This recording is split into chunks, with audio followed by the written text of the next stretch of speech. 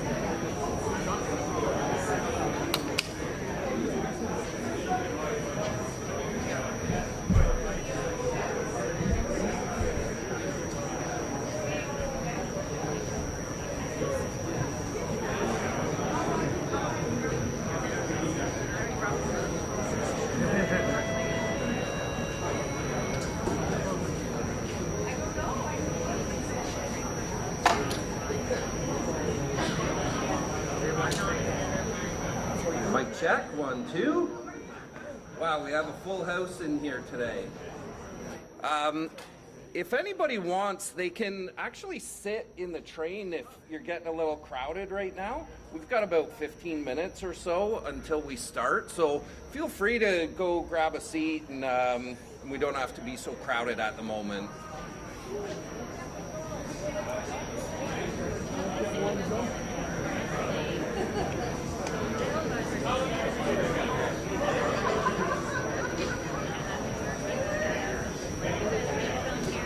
Oh no, that wasn't me.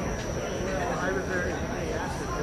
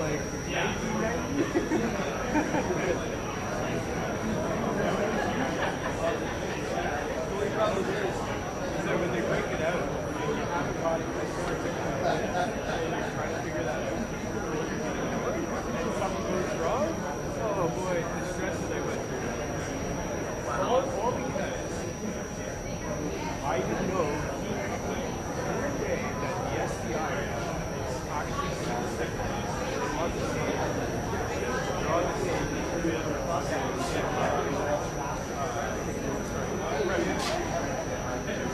I had it on full HD 4K, and he can see it. It took me forever to figure out that he was going on. And I should video on recording 4K, but I'm pushing out SCI. But what stress that was. And then he's like, I'm like, I don't understand why I have to have SCI. This is a 16 gig SDI, so you should be able to be 4K right ahead of it. And he's like, well, that's because I was testing my didn't want me to like see the James. Right? And I might have a few years on yet, so it's getting even worse. Yeah, just dire.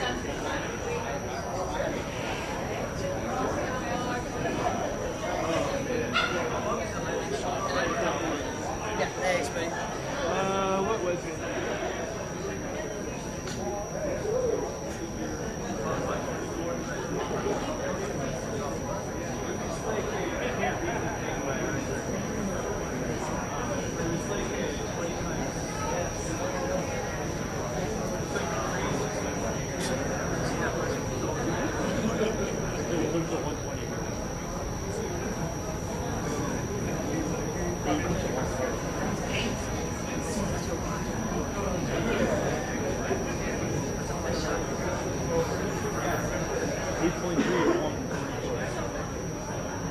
And then it's a 2.8 to 4.5.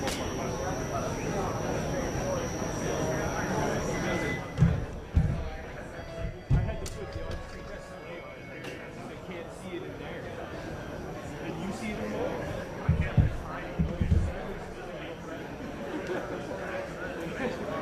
But you know, here was another thing. The first time we had this camera, did you click the display on it? The display goes like that, right?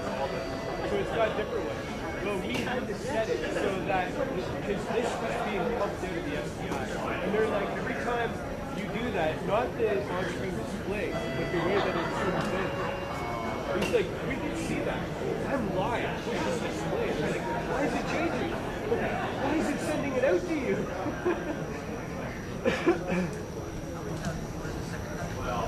Yeah, this the first time that we used it, we had actually rented it, tested it out, and then they bought it.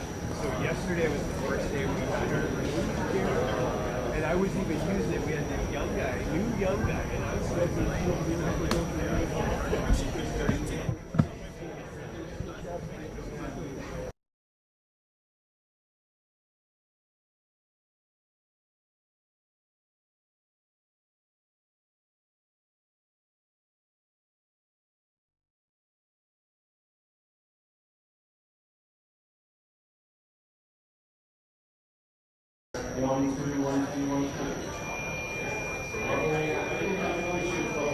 No plans for a photo op on the train or anything like that? Do you know?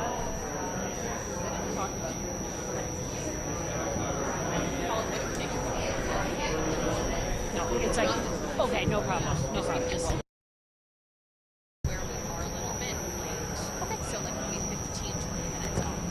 okay, so maybe closer to like 9:20, 9:30. Okay, no problem. I will let them. Yeah, I'm like, I don't know parking. I'm in Egg. My dentist, I don't live anywhere here. My dentist is kind of like, I don't park here anymore. I'm Courtney Boyd. Oh, hi. It's very nice to meet you in person. I'm sorry, I've emailed you before. Nice to meet you. Thank you.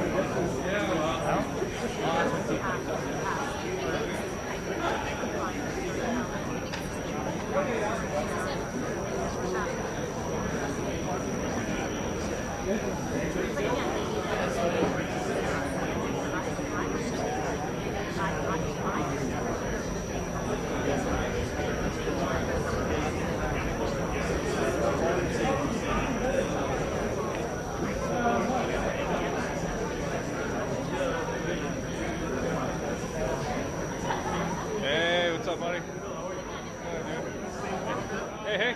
What's that? No. You're still good? You're still good?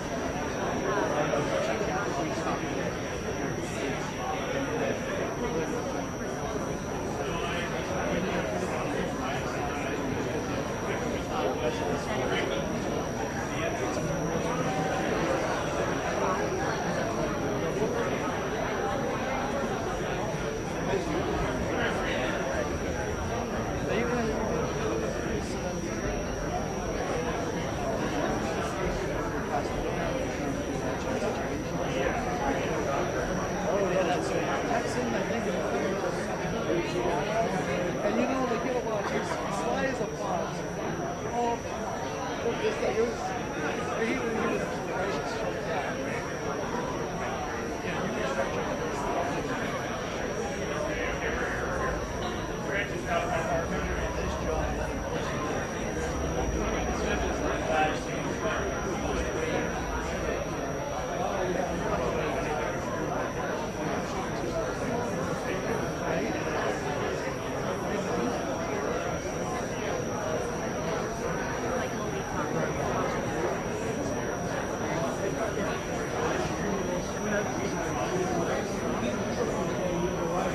Yeah, so then so remember we had a food for that, so we've seen it get out of I don't think we're maintaining their vehicles properly.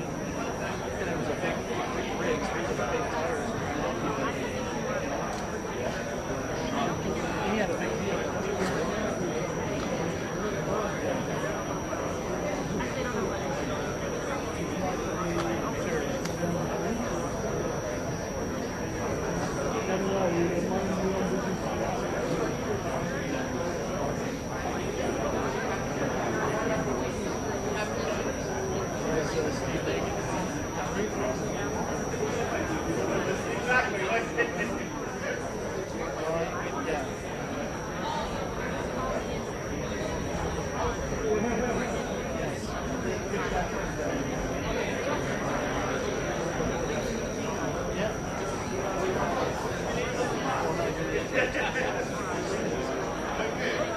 That's how it works. He loves it.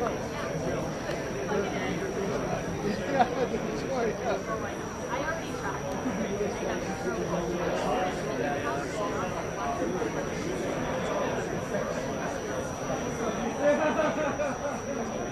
that's right. Next time I see you.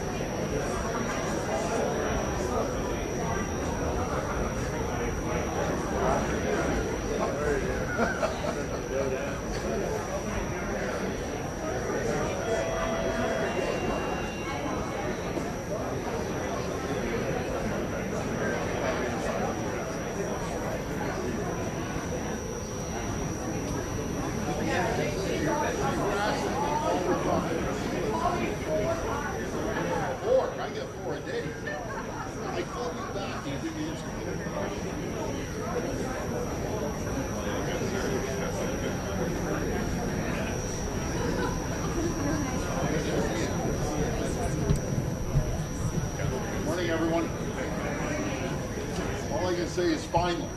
That's exactly my word.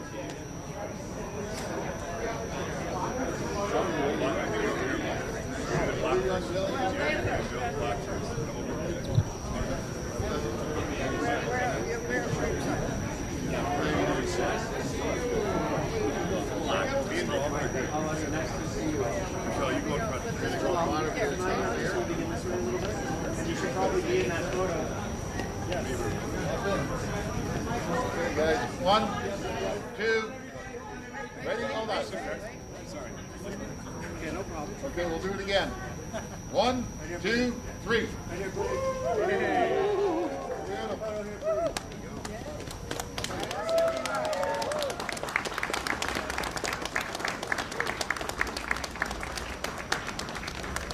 Good, John. I like that hat.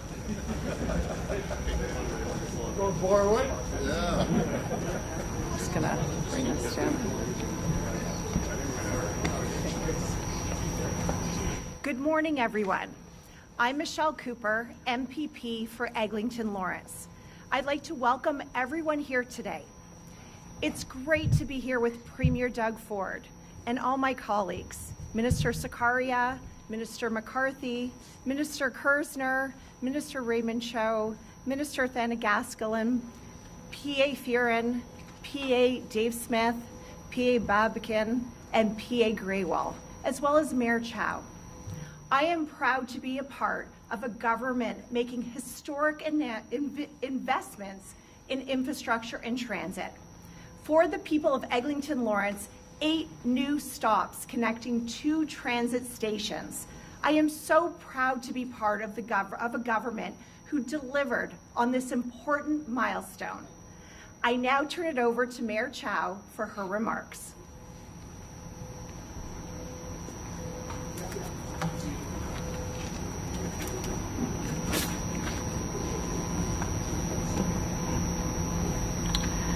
Well, good morning, everyone. I'm here joined by Councillor Francis Nunziata, all the way from Mount Dennis, where the beginning of the west end of the line, and Councillor Rachel Chinnis-Lynn, Councillor John Burnside, Councillor Pathy Canavel, Chair Jamel Myers, and Councillor that goes all the way to the east side of this line, which is Councillor Michael Thompson. Welcome. Thank you for joining me today, and of course the Premier. This Sunday marks a milestone for Toronto. The Eglinton Crosstown LRT opens to the public, finally. 19 kilometers, 25 stops, hundreds of thousands of residents, workers, and visitors gaining a new way to move across our city. From Etobicoke to Scarborough, connecting dozens of neighborhoods and helping the small businesses along the route attract more customers. The Crosstown delivers what Toronto needs, a vital east-west rapid transit link that tackles congestion and gets people where they need to go. 2/3 of the line runs underground, offering riders a smooth, reliable alternative to crowded buses along Eglinton. We are taking a thoughtful approach to this opening. The TDC, working in partnership with Metrolinx and Crosslink, will soft launch the Crosstown, ramping up services gradually as we get feedback from riders and make improvements. This approach reflects the recommendation from the 2022 public inquiry into the Ottawa LRT operations. Start carefully, monitor closely, and let real-world experience shape enhancements. Service will increase over time as we fine-tune the operations. Metrolink and the TDC are committed to working together to build up frequency and reliability. Crosslink will address any technical issues that emerge during this phase-in period. The partnership is clear. Metrolink owns the line, Crosslink build it and stand behind the work, TDC operates it, and we drive the trains and serve the riders. Now, for riders on the street level portion of the line, we're working to minimize delays at intersections and improve travel times. The TDC and the city are installing enhanced transit signal priorities on the track through the above-ground portion of Line 5, giving trains priority at traffic signals. The first round will go active in a couple of weeks before the end of this month, with ongoing monitoring and further improvements to follow. Of course, I introduce you to all the councillors that this line will serve, and I want to give a special shout out, thank you to the Premier and the Minister of Transportation and all the MPPs, the ministers that I hear, and representative of Metrolinx and TDC. And most importantly, thank you to the communities along this line. Your patience through years of construction has made this possible. This Sunday, the wait is over. Riders will get moving on the crosstown, and that's exciting. Thank you.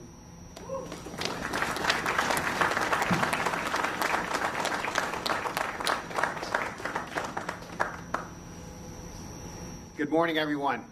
As Acting Minister of Infrastructure, I am thrilled to help to celebrate the official opening of the Eglinton Crosstown LRT. Some of you may know that I am acting in this role while my colleague, Kinga Surma, is on parental leave. I know Minister Surma is as delighted as I am that we have reached this historic milestone, and she sends her best wishes. There are lots of reasons why governments build infrastructure. It boosts the economy, it makes communities stronger, and it meets the needs of a growing population. Our Ontario government's transit investments help achieve all of these things, while making it easier and faster for people to get where they need to be. And that is what the Eglinton Crosstown LRT will do. For the person who wants increased mobility to seek new job opportunities, for the parent taking a child to activities and appointments, or for the student making her way to class. For all these reasons and more, our government is investing in things that matter most. Across Ontario, we are building transit, highways, hospitals, schools, childcare spaces, and other critical infrastructure, all part of our Ontario government's capital plan to protect our community and our province. As Ontario and Canada stand strong in the face of economic challenges from the United States, it is more important than ever to keep people on the job, to support our local businesses, and to strengthen our domestic industries. Major infrastructure projects here and across the province are providing job certainty for the approximately 577,000 Ontarians working in the construction sector. And through our Buy Ontario Act, we are prioritizing Ontario and Canadian-made goods and services across public sector procurement. That's so that more of our tax dollars are invested in our domestic supply chains and deliver maximum benefits for our workers and our communities. Congratulations to all of the partners who have pushed this project over the finish line. It is indeed a great day for Toronto and a great day for Ontario. And I look forward to taking my first ride. Thanks, everyone.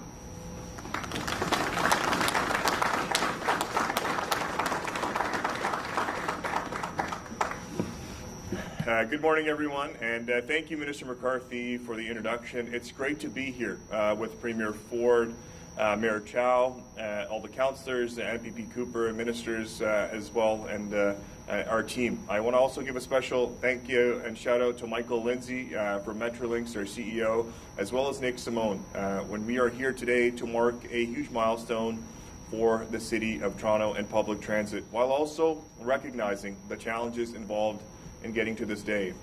Building transit isn't easy. We learn and we continue moving forward.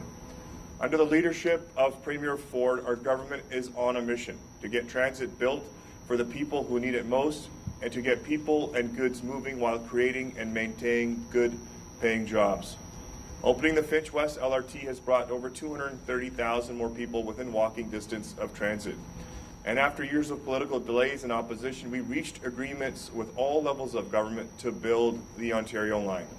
The last time a new subway was built in Toronto was more than 20 years ago. And under Premier Ford, shovels are in the ground on all sections of the Ontario line. Earlier this week, we reached a milestone with the first half of the Lower Don Bridge, an iconic structure, placed into its permanent position. Once complete, that bridge will carry the Ontario line over the DVP Don River, connecting riders to and from Toronto. We are also bringing rapid transit to new communities. Last month, we announced the start of major construction on the Bowmanville GO extension, another major milestone in our plan to protect Ontario and fight gridlock. And I'm pleased to say that ridership is stronger than ever before. Last year, GO and Up Express carried 76.8 million riders. That is a nearly 10% increase on year-over-year numbers, and we hit a record amount of trips in the month of October at over 7.6 million passengers. All of this progress wouldn't be possible without the incredible people who bring our transit projects to life. And I'd like to thank all of our partners who help keep Ontario moving. The incredible construction workers, skilled tradespeople, the engineers who build for Ontario, the team at Metrolinx, our municipal partners, and our special constables across the line. Thank you very much, and with that, I will now turn it over to Premier Ford. Thank you.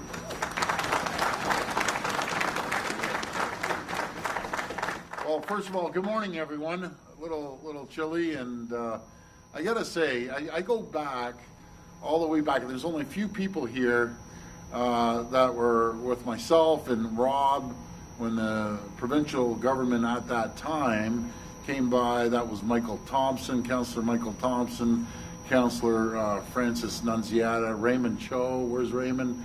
You were down there, and boy, it's been a long time. I'll tell you, it's been probably 15 years. So, and I remember one mayor saying, "Subways, subways, subways." I guess he got it right. But we should have done that on Finch, but that deal had already been, had already left the docks there. But folks, I'm thrilled to be here alongside Minister Sarkaria, McCarthy, Kersner, Raymond Chow, and Thena-Gaslam, and the PAs too. Michelle, thank you. We're in your home turf here. Michelle Cooper, Babikian, Ferren, Gurel, and Smith, alongside with another champion, Mayor Chow, and other elected officials. You know, I always say, Mayor, everyone asks me, we get along great. I don't care. I've always said, I don't care if you're orange team, purple team. Well, you're purple today. Purple, blue, red. You know, as long as it's the benefit of the people of Ontario. I also want to give a big shout out and recognize Michael Lindsay and Angela Clayton, Mandeep Lally. Thank you for working collaboratively together, and all the industry leaders with us today. But I got to give a shout out to all the stakeholders here, and they're all along here and over there. Thank you for everything that you've done. We have many more projects. I think we learned from a few mistakes, and we're going to move forward. But we're building the largest transit system in North America. We're going to continue to build, and whoever helps build this tunnel, we have another big tunnel project called the 401 tunnel. That's going to take, it's the largest, busiest highway in North America, so we're going to build capacity there. As President Trump's tariffs take direct aim at Canadian businesses and workers, our government is delivering on our plan to protect Ontario. I always say, you know, we have many jobs, but my number one job is to protect the people, protect their jobs, protect their communities, and I know Mayor Chow feels the exact same way as all our colleagues do, councillors and MPPs. We're building a provincial economy that is more competitive, more resilient, and self-reliant, so we can stand up to tariffs, economic uncertainty, and anything else that comes our way. We're cutting red tape, keeping taxes and fees low, and investing in workers. Matter of fact, we've never raised a tax. Think of that. Never raised a tax. Saw $70 billion more of revenues come in. There's no reason to raise a tax. I say government doesn't have an income problem, they have a spending problem. Across the province, we're investing more than $220 billion in the largest plan to build in Canadian history. We're building hospitals, schools, highway, long-term care, transit. And I got to emphasize transit. It's pretty astounding, and we couldn't do it without all partners, all collaboration.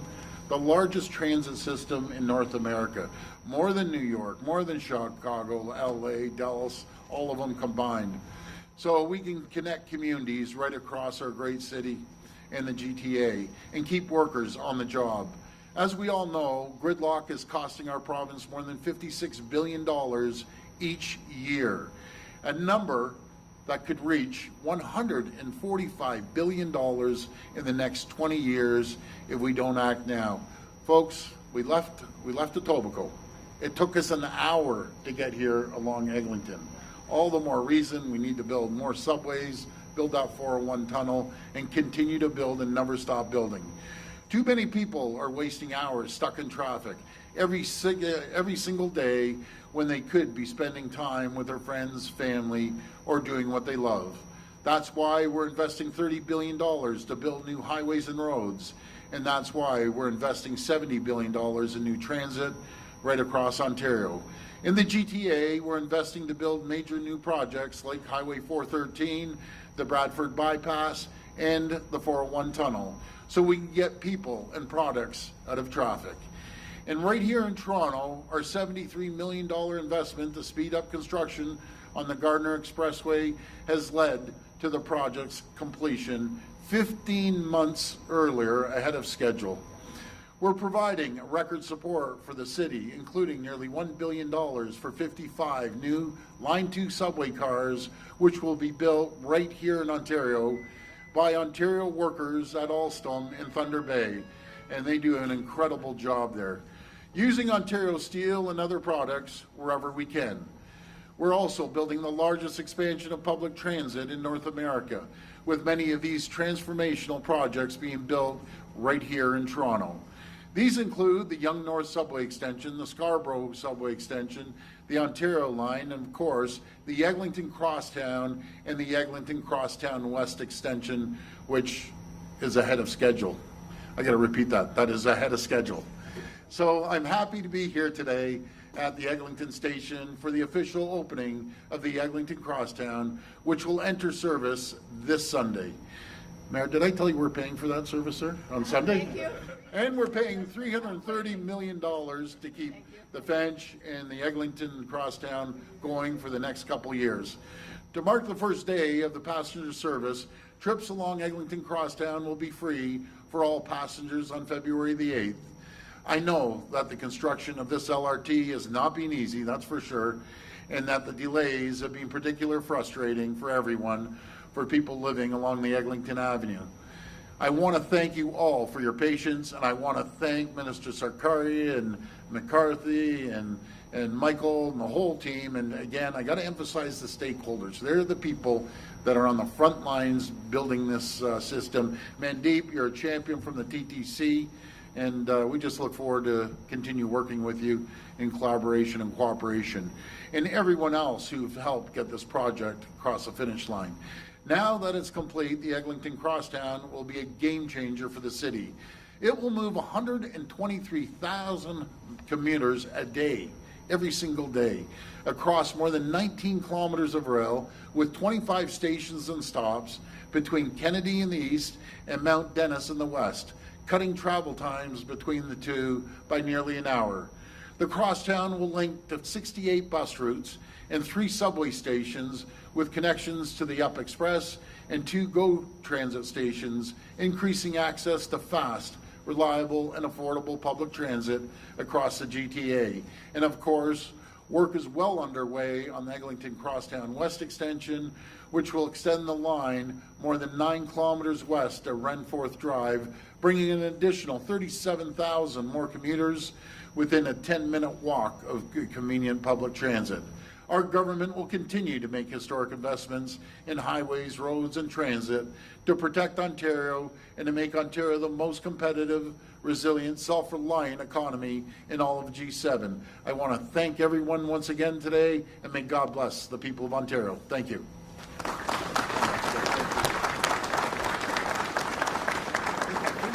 We will now take questions from the media. Media present can line up behind me and ask their questions through the microphone.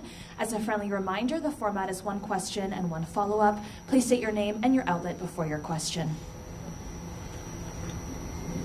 Good morning, Mark McAllister from City News. With respect to everybody that has gathered here on the platform this morning, Yes. with all the delays that have taken place to get to this point, all the issues that have happened, the impact on communities, we're $1 billion over budget at this point. I think I speak on behalf of a lot of Torontonians wondering, why are we even here celebrating, unveiling a plaque, having a photo op after everything that has taken place? Well, Mark, everything that you said is factual. I don't look at the glass as half empty. I know you're very negative when it comes to this, but let me tell you, we're building the largest transit system in North America. There's going to be bumps in the road, and this is going to be around for close to a century, probably longer than a century. And then, as you heard, we're building the Scarborough extension. First time ever, Scarborough's actually going to be getting a subway, and we're going to extend it. And I know Michael Thompson's as happy as anything because we're going to bring subways all through Scarborough. We're ahead of schedule on Eglinton West. We're doing one of the most complicated underground digs, probably in North America, and that's the Ontario line. And all these stakeholders would agree, this is not easy. Was there bumps in the road? I've been saying there's bumps in the road. Have I been frustrated? I've been frustrated more than you, Mark. But hey, let's look at the glasses half full. 123,000 people a day are going to be on here. They don't have to be stuck on the buses and the traffic on Eglinton. Buddy, you got to be a little more positive. I get it. Like, really? Come on, Mark. You're good. He's a good guy, by the way. I appreciate that. Thanks. Unrelated to Eglinton, I wouldn't mind asking a question to Minister Sakaria, Yep. perhaps Michael Lindsay behind you as well. With the GO train issues that have taken place this week, we've got an entire week with issues with the GO trains as a result of this. No one from Metrolinx specifically has come forward to speak about this on camera publicly. We've had different press releases or comments offered via email. We're just wondering why there's been a lack of communication, and specifically, what can you tell us at this point happened on Monday and why there's been the issues since? Thank you, sir. Good morning, everybody. I want to start by offering my apologies to everybody who is a GO rider, and I'm one myself.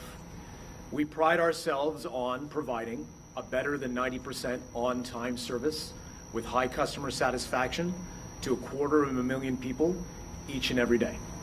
And I know that the last 2 weeks have been a very tough time to be a GO rider. Without disputing your question, sir, I'd say that we've been trying to communicate to the best of our ability throughout this entire week. And our focus has obviously been, first and foremost, to repair and to recover from the incident that we had on Monday, which we have done. You will have seen the hardworking ladies and gentlemen that have been in the USRC, the Union Station Rail Corridor, fixing switches and signals. They are almost done. We are testing that infrastructure today, and as our communications to media and the public have said, we hope to return to full service tomorrow. That's our expectation. Safety takes the time that safety takes. You will hear more at the Metrolinx board meeting next Thursday about some of the root causes of the incident on Monday. We're confirming preliminary investigative findings. But I want to say unequivocally that with partners at Toronto Terminal Railways, we have walked every inch of the USRC. We can say unequivocally that it is safe. We appreciate the more than 200,000 people who have continued to rely on us each and every day this week.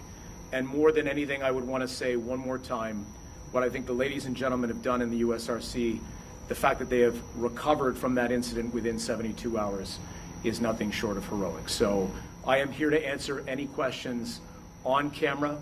We have tried to communicate to customers as well as to media. We could always do better, but I promise you we'll continue to be as transparent as we can be about GO service and its status. Morning, Richard Southern, 680 News Radio. Hi, Premier. Considering the taxpayer is on the hook for the more than $1 billion this ran over budget, and they've had to wait 15 years, with that in mind, will you, yes or no, commit to calling a full public inquiry today into the crosstown construction, and if not, why not, Premier? No, we aren't going to do that. We're going to move on and continue building the subways. We all know the mistakes, Richard, and we've acknowledged them and we've learned. All the stakeholders, Metrolinx, DTC, we're all in it together, and I'm the first to come out and acknowledge the mistakes. But I'm not going to waste time on inquiry and all the nonsense, tie all these people up. All these people here have more subways to build. Metrolinx, TTC, so that's what we're going to focus on. We all acknowledge. It'd be different if we didn't acknowledge it, but yeah, has it been a nightmare for all of us? 100%. The good news is we're moving, and we're going to move to 123,000 people a day, and that's going to grow every single day. Obviously, this did start under a prior government, but you've been here for almost 8 years. You've acknowledged some mistakes. What have you and your government learned from this? And Premier, do you think you owe Ontarians and Torontonians an apology for the 15 years it's taken? You know, Richard, I'd never be shy to apologize. At the end of the day, the buck stops with me, and I take all the responsibility, no matter if it's on time or if it's early, like Eglinton West. But this is my responsibility. We're learning, but I'll tell you one thing, our stakeholders, our builders, we're becoming some of the best tunnel boring folks in the world, transit boring folks, whatever you want to call it. And this was a big project. And yes, it started under a previous government. I take responsibility now, but we're going to continue building the Scarborough, the Yonge Extension, along with the Eglinton West and the Ontario line. Folks, what Richard, you don't acknowledge, this is nothing less than a miracle, what we've done in a matter of like 6 years. 6 years when we put this plan together to buy the boring machines, to do multiple projects all at once. It's absolutely staggering. And is there going to be bumps? 100%. But when there's mistakes that happen, I'm a business guy. You correct the mistakes, you apologize, and tell them what you're going to do to correct it. And what we're going to do to correct it, we're going to make sure we don't see the same problems on the Ontario line, the Scarborough, and we're becoming better. So that's it. Mattis Habibinho, Toronto Star. My first question is for you, Premier, just a follow-up to the no to the public inquiry. Without one, all we really have is the word of your government and Metrolinx. Some would say that's not enough. How can the public know that you guys really know what the mistakes were and that they won't be repeated then? Oh, excuse the pun, but make no mistake about it. We live this every single day. And I'm so fortunate to have Michael Lindsay at the helm, and I don't think there's a stakeholder out there right now that wouldn't say Michael Lindsay is a brilliant operator. He understands. He works with the builders and the stakeholders that build these structures, and it's not just there, and making sure the trains get built as well. So we're all hands on deck here.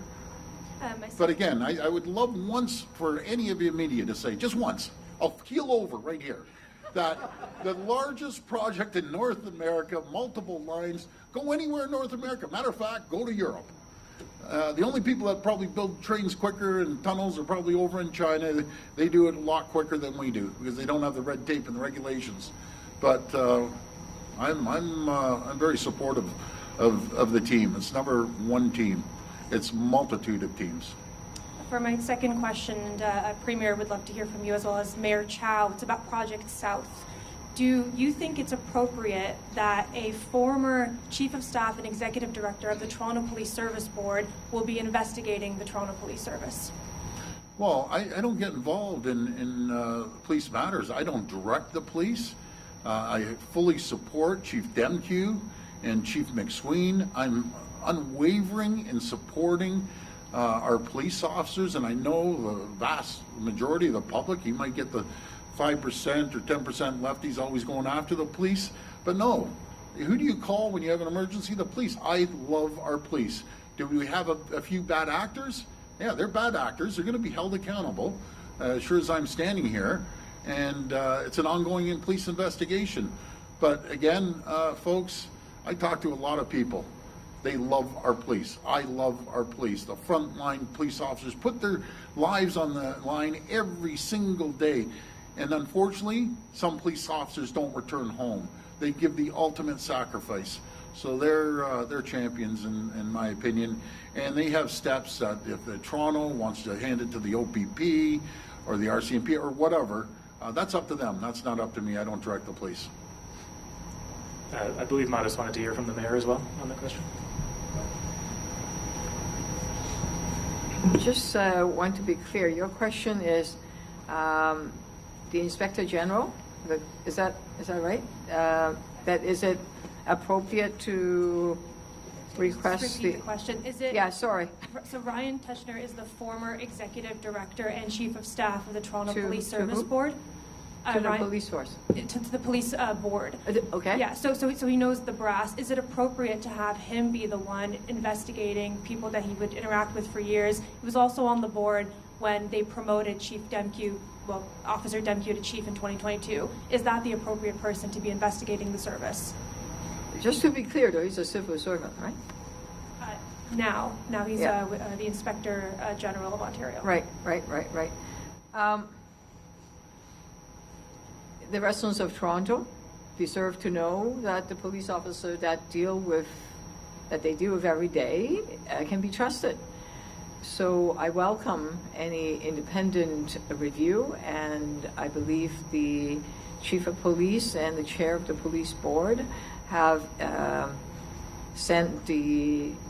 asked the Inspector General to step in and do an independent inspection and review.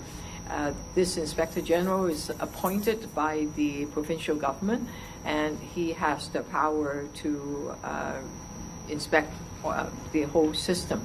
And I think some of the things that we'll be looking at will be systemic issues, etc.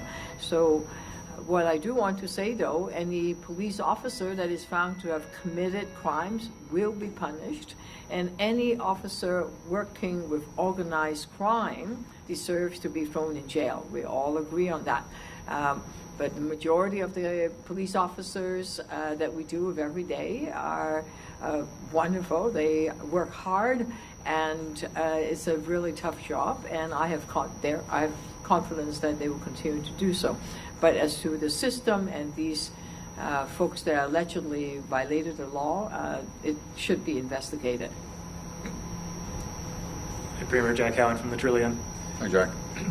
You've referred a lot to mistakes that were made throughout this project. What specifically are you referring to there? Maybe you could give me a top three. Oh, buddy, I'm going to have to hand it over to Michael Lindsay, but it was just ongoing. And finally, we were able to roll this out, and I'm just happy that we're here today, and we're going to continue moving forward. But I'm not the guy down here, operating it. So, Michael, do you even want to bother answering this one, or what? Okay. If I could, sir, what I'll do is I'll answer your question with reference to some of the things we're now doing on projects like the Ontario line that establish a bit of the difference between this project, its course and conduct, and what we're doing now, right? So the first thing that I would say is finding the right models, contract models, models of collaboration with private sector partners, with government agencies is important. One of the lessons we've clearly learned is we need contract forms to incentivize everybody to get to completion, especially when issues invariably arise. And you've seen that we have been a leader around the world in embracing new progressive forms of project development and delivery. That's part of the reason why projects like the Ontario line and the Eglinton Crosstown are where they are. The second thing that I would say is that system integration for a transit project, how the vehicles, the systems, and the civil infrastructure link to one another, is a really challenging thing to do. Every jurisdiction around the world, every jurisdiction struggles with it. We do these things not because they are easy, but because they are hard, and they're worth doing, right?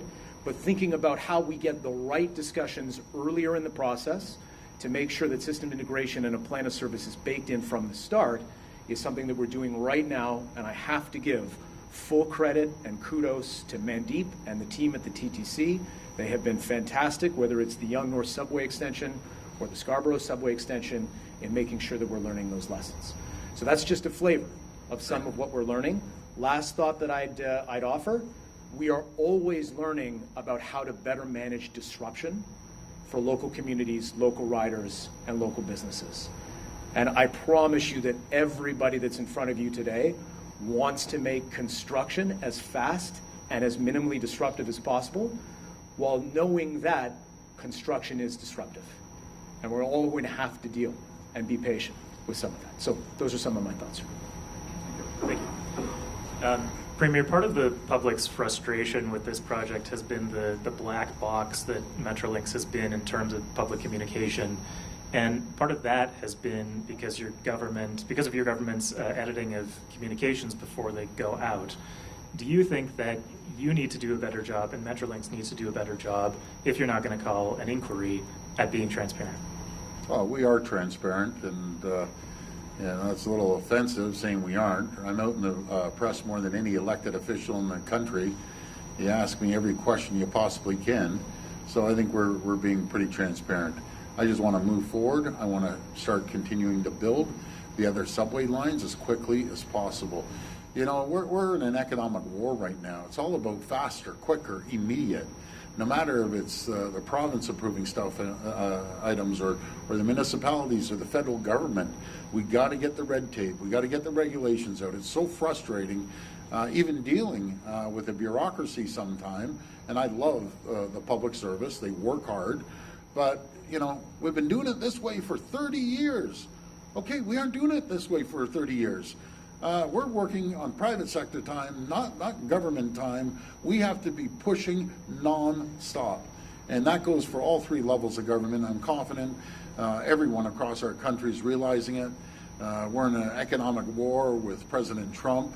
But we have everything we need right here to be self-reliant and move forward. And that's exactly what we're going to do, no matter if it's creating the largest energy grid in the world, actually, and or the critical minerals, or building subways and tunnels and highways.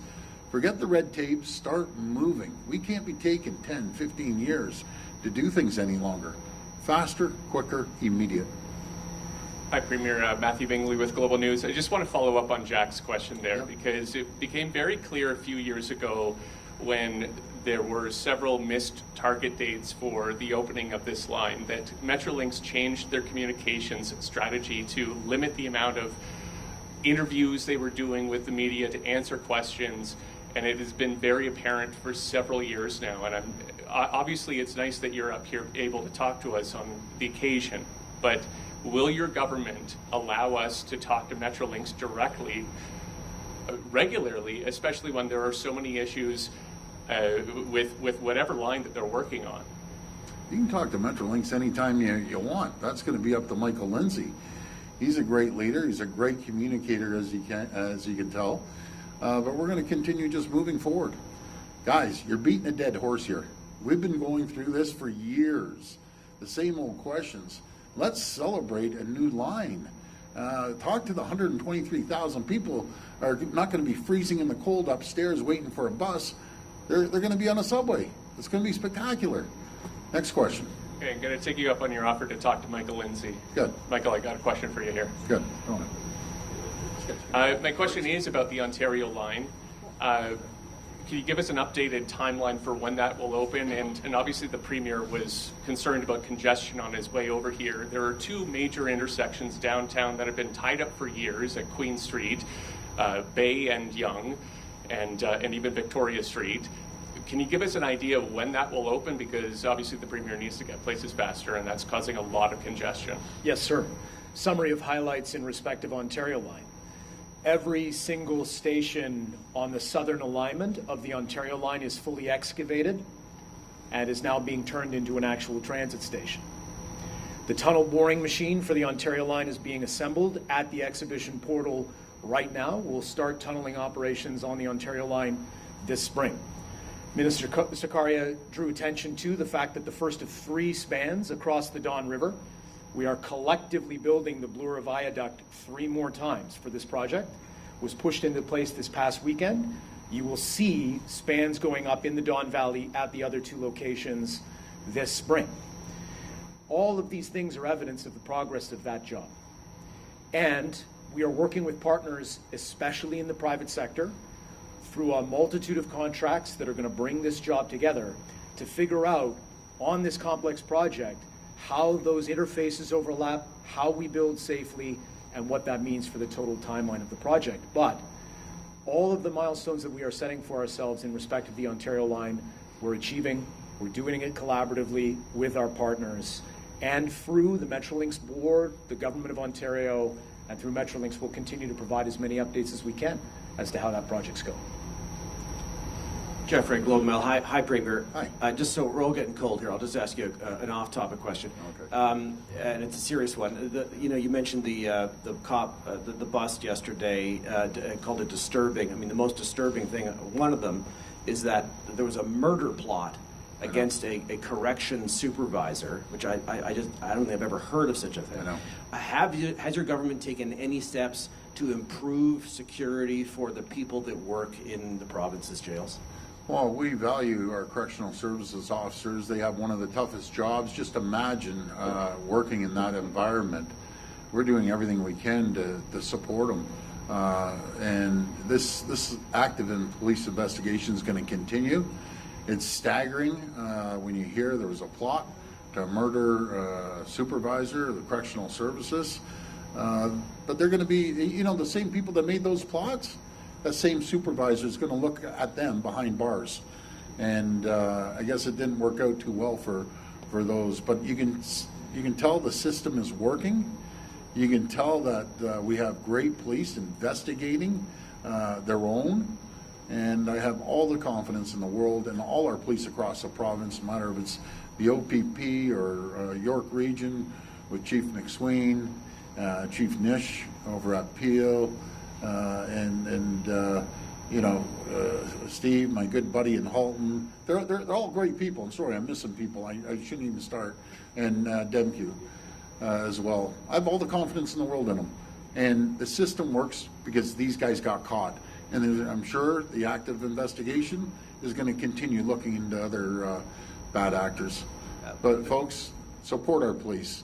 They're incredible.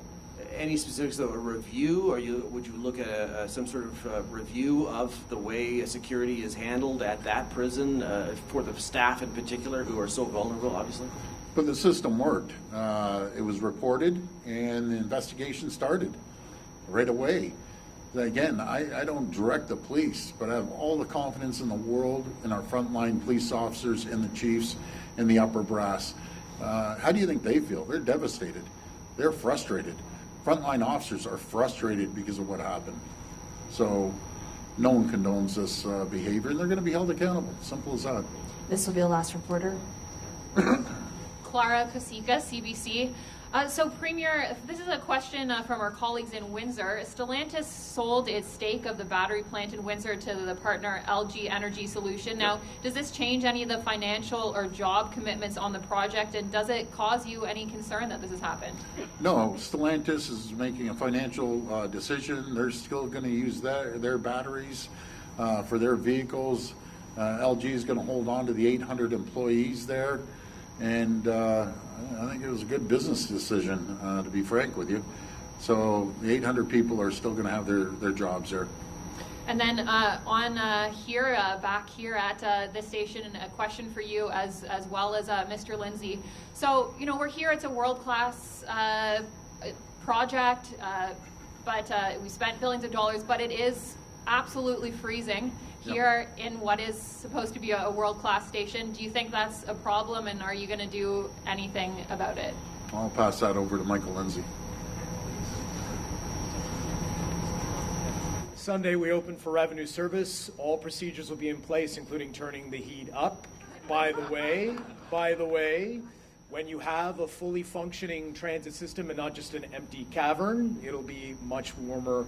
And of course, we'll continue to work with partners at the TTC to understand rider feedback about what could be improved in respect of all of this project. But the last thought that I would want to leave everybody with is, notwithstanding the challenges, I'm very optimistic that collectively we will recover a sense of pride in this project, because it is world-class, and it is going to be a game changer for the residents of this community. That concludes our media questions. That's great. Thank you, everyone. We're going to continue building infrastructure, highways and roads and subways.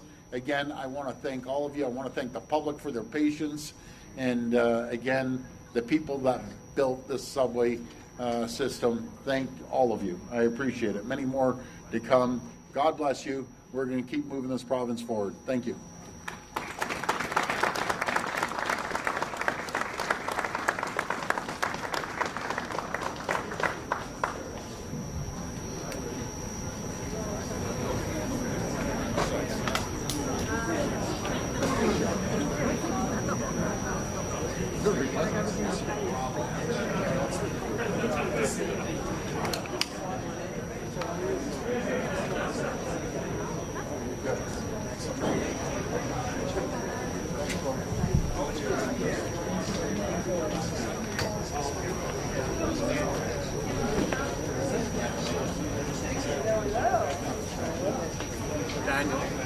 Toronto.